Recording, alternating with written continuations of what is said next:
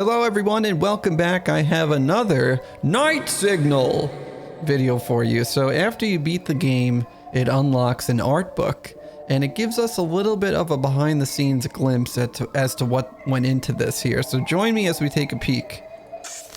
Here's the introduction to the art book. It tells you a little bit more about Nick Lives, the creator of the game, and it's a peek into the game's art process. And so regardless of what you thought about the game, there was a lot of love and work that went into this. And so let's take a peek.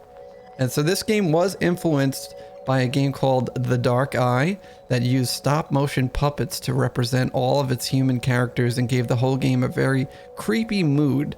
And the developer also grew up on the Twilight Zone, which also found to have consistent feeling of uncanniness and which just bursting with creativity in every episode. And I will agree with that 100%. And so yeah, let's get a little bit further in here. So here's the clay guy. I tend to tackle game development aesthetics first. So naturally, the very first thing I did after setting up a basic room with a television set was to create this little clay head.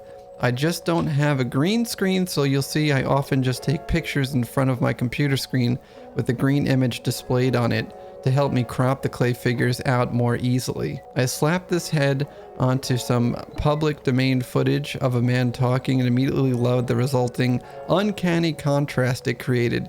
Who was this dude? No clue. I could figure that out later. Grinning guy. At this point in the development, the game design document I had created said little more than "you watch TV and spooky things come on at night."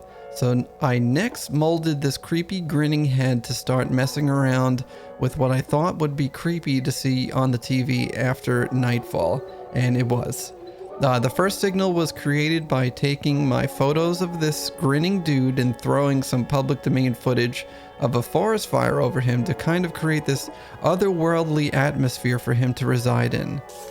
TV Guy and Kazoo. I continued churning out models for creepy content, and for the daytime television segments, I just modeled whatever seemed like it would make for a neat visual, or in the case of the TV Guy, what would be a good baseline for how the average Joe looks at this world. TV Guy and the original Clayhead would go on to be the templates for every character in the daytime television segments. After these two models were made, I started going through a period of hand nerve pains, and so for a while I tried to craft a story that would work well with what little I had already modeled. Here's some of the sketches. And so now that the baseline mood and style was figured out, I played for a long time with what exactly the story would be, attempting when possible to base it around the existing cast of clay figures I had already made. Out of these concepts and stories, though most were scrapped, came the television's creator, Mr. Henniker, a fog space where creatures in the television were broadcasting from, and a cult of people who worship the things that broadcast at night. Here's some sketches. Night Signal was being developed between other projects for a while. At this stage, the game continued developing purely on paper.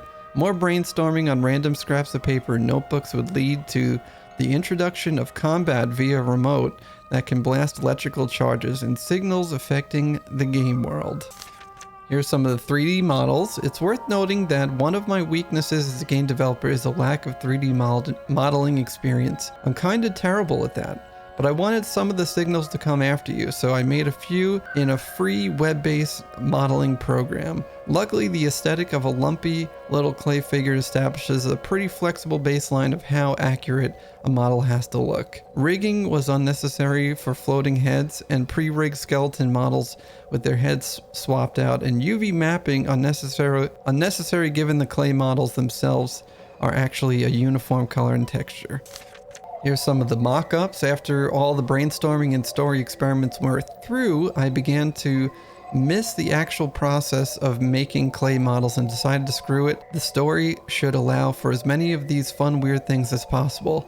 The design shifted to being about discovering all the signals over the course of many nights instead of revolving around just a few. To that end, I crafted a demo of the concept and sketched up a bunch of ideas for different signals with different effects.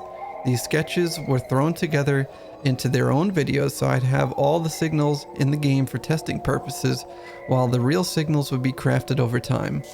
Goo Goo! Goo Goo was my favorite. When modeling resumed, I wound up buying a new tape of air drying clay that would be softer and not strain my hands as much as the previous oil-based clay did. The catch is there is now a time limit on how long I could spend sculpting, since the air drying process acts quickly. All afternoon, I wind up sculpting and taking photos of as many figures as I can, using the concept sketches as a guide. Most of these are larger than previous sculpts, so I opt out of trying to position them in front of my monitor and settle for the blank black background of my desk. To save on clay, most of the figures are destroyed and remodeled as soon as they are photographed. Here's Skelly and Shouter. The top-down lighting scheme of an overhead office light fixture doesn't look great for all figures, so sometimes I just opt out of the chroma key friendly photograph situation entirely and just lifted them around my office until the lighting or shadows looked better. Gazer and Sweets.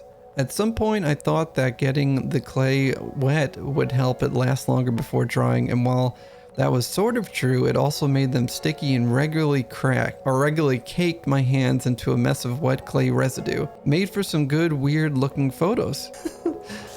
Humdrum and a Plate of Eyes. Humdrum was like the booty demon. At one point in the Mad Dash sculpting night, I got the idea in my head that it might be cool to film my face while it had faux clay eyes over my own eyes, which could then be edited in post to blend it better and get a real uncanny valley thing going. Anyways, I chickened out of placing these slabs of clays over my eyes because I worried about getting clay residue on my eyes. The bright side is now I have a weird photo of these clay things on my plate in my phone. Blabber and Cereal. I don't remember seeing Cereal in game. I probably overlooked that one. So Blabber was meant to be a weird little guy who talks really fast, so I realized using clay might not be the best here since I don't have the proper setup to do frame by frame animation with a little clay dude. So I grabbed a paper towel, got it damp, drew little eyes on it, and had David film me while I made him talk. Later on, when it came to depict a cereal bowl of sugar munch cereal, oh yes, I remember that now.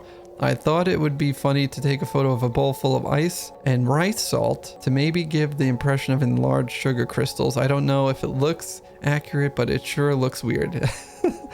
Yeah, it looks like a bowl of eyeballs.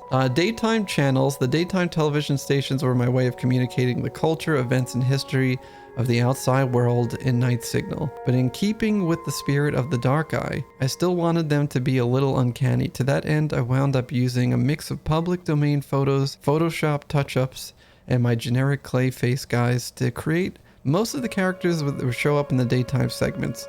Most segments are based on popular television in the early 1960s and late 1950s, such as I Love Lucy, Jeopardy, and Father Knows Best. Yeah, I remember seeing the I Love Lucy scene. I don't remember seeing Jeopardy, and then Father Knows Best. We did see that one as well.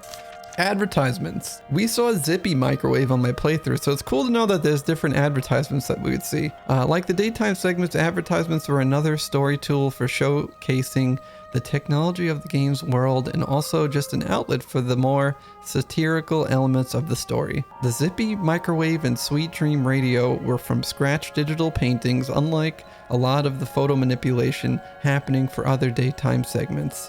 The intro sequence.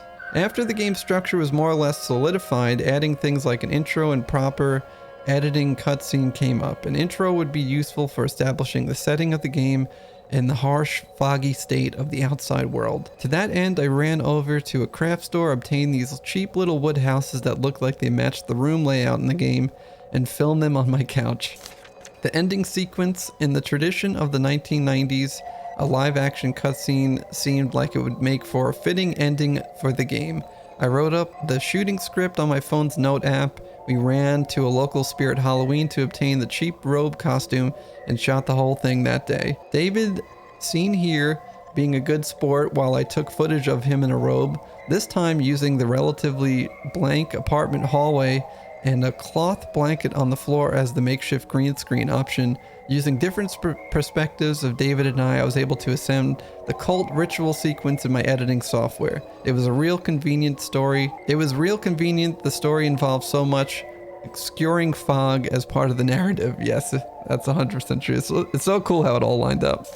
Key art. Contrary to the other influences when it came to making the primary marketing art for Night Signal, I wound up painting what I thought would make for a striking Goosebumps style cover for the game. The angle, lighting, and colors are all very much inspired by the works of Tim Jacobus. Hopefully I'm saying that right. Thanks for reading this far. Night Signal was, above all else, incredibly visceral fun to make, and I hope you could feel that energy in the end result with all of its messy handprints.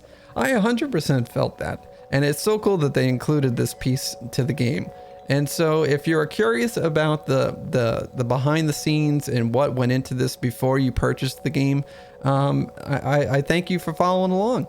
And if you haven't tried this game out, you could find it on itch.io and you could find it on Steam. And so many thanks again to the developer for the key. Had a good time enjoying this very unique experience. And I appreciate you watching and hope you have a great rest of your day. Thank you.